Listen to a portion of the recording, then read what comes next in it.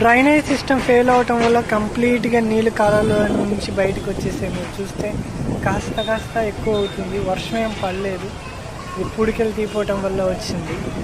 చూడండి ఇందాకడికి ఇప్పటికి ఎంత డిఫరెన్స్ ఉందో చూసారా, ఎంత నిండిపోయిందో తెలుస్తుంది, ఎంత నిండిపోయిందో.